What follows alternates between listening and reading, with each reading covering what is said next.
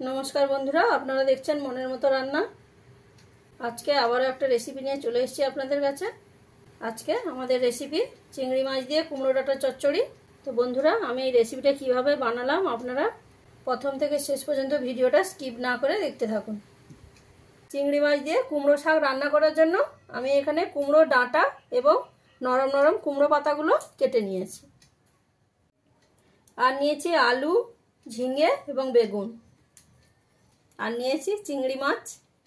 এবারে চিংড়ি মাছটাকে লবণ আর হলুদ দিয়ে ভালো করে মেখে নেব। তার জন্য দিয়ে দিচ্ছি পরিমাণ মতন লবণ, দিচ্ছি হলুদের গুঁড়ো, দিয়ে এবারে হাত দিয়ে খুব ভালো করে মেখে নেব।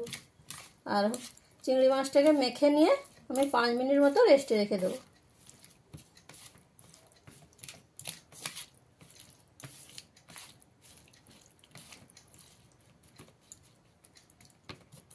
আর নিয়েছি আমি এখানে সর্ষে। আমি এখানে কালো সর্ষে 1 চামচ নিয়েছি, সাদা সর্ষে 1 চামচ নিয়েছি। এবারে অল্প পরিমাণে জল দিয়ে ভিজিয়ে দেবো। 5 মিনিট মতন ভিজিয়ে রাখবো, তারপরে ভালো করে একটা পেস্ট করে নেব। প্রথমে চিংড়ি মাছটা ভেজে নেওয়ার জন্য একটা কড়াই নিয়ে গরম করে নিয়েছি।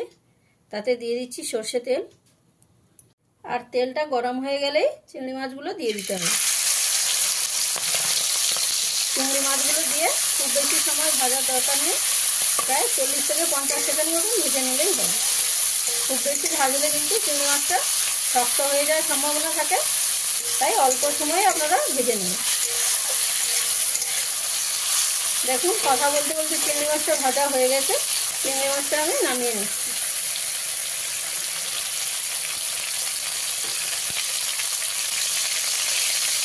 ওই একই তেলে ফোড়নে দিয়ে দিচ্ছি 2টো শুকনো লঙ্কা, তার সাথে দিচ্ছি 1/2 চামচ 5 ফোড়ন। ফোড়নটাকে হালকা ভাজা ভাজা করে নিতে হবে। আর ভাজা ভাজা হয়ে গেলেই এর মধ্যে দিয়ে দেবো পেঁয়াজ কুচি। আমি এখানে একটা বড় সাইজের পেঁয়াজ নিয়ে কুচি করে নিয়েছি। এবার পেঁয়াজটাকে হালকা লাল করে ভেজে নিতে হবে।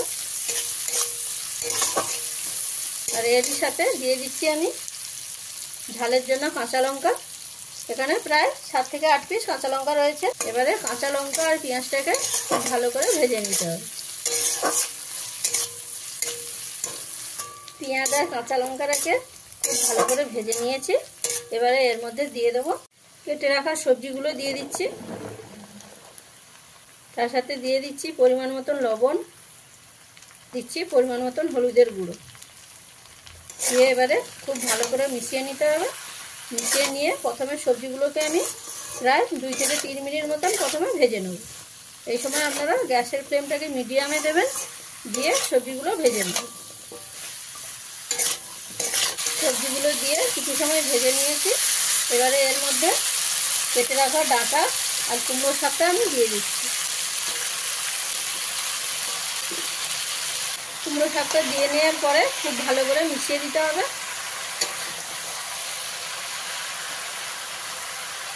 শাকটা এখন অনেকটা মনে হলেও যখন সেদ্ধ হয়ে যাবে তখন কিন্তু অনেকটাই কমে যাবে।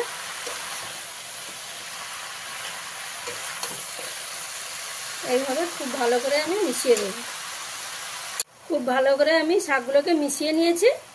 এবারে ঢাকা দিয়ে প্রায় 5 থেকে 7 মিনিট আমি রান্না করে নেব। ঢাকা দিয়ে 5 থেকে 7 মিনিট আমি রান্না করে নিয়েছি। এবারে ঢাকাটা খুলে দিচ্ছি, দিয়ে খুব ভালো করে মিশিয়ে দিতে হবে। দেখুন শাকটা কত সুন্দরভাবে পুরো মজে গেছে।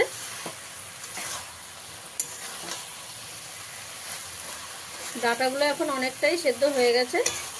এবারে এর মধ্যে আমি দিয়ে দেবো সর্ষের পেস্ট,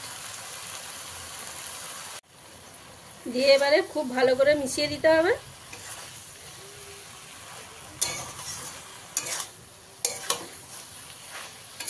কুমড়ো শাকের চচ্চড়ি তো বন্ধুরা অনেকে অনেক রকমভাবে বানিয়ে খেয়েছেন। এইভাবে একবার বানিয়ে দেখুন, খেতে কিন্তু খুবই অপূর্ব হয়।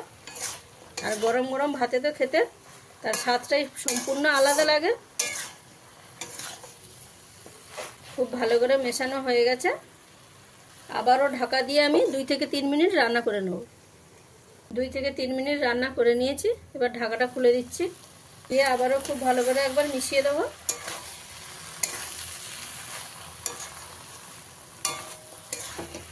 আর মেশানো হয়ে গেলে এখানে দিয়ে দেবো পরিমাণ মতন চিনি। যেহেতু কুমড়ো ডাঁটার চচ্চড়ি একটু মিষ্টি মিষ্টি হলে কিন্তু খেতে ভালোই লাগে। এবার চিনিটা দিয়ে খুব ভালো করে আবারও মিশিয়ে দিতে হবে।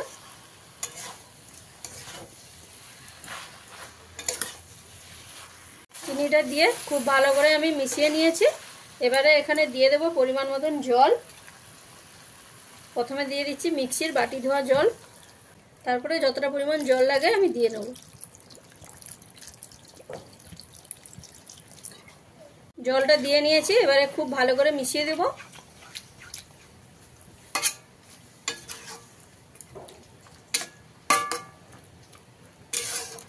মেশানো হয়ে গেলে আবারও ঢাকা দিয়ে আমি প্রায় 2 মিনিট মতন রান্না করে নেব।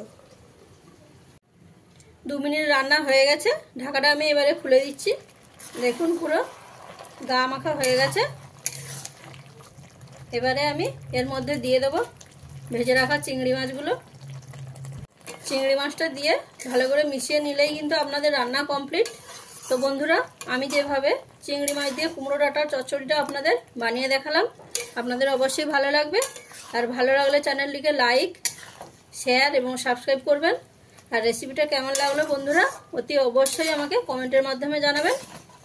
তাহলে বন্ধুরা, দেখা হচ্ছে আপনাদের সাথে পরের একটা নতুন রেসিপি নিয়ে পরের ভিডিওতে। রান্নাটা কমপ্লিট, আমি এবারে নামিয়ে দিচ্ছি।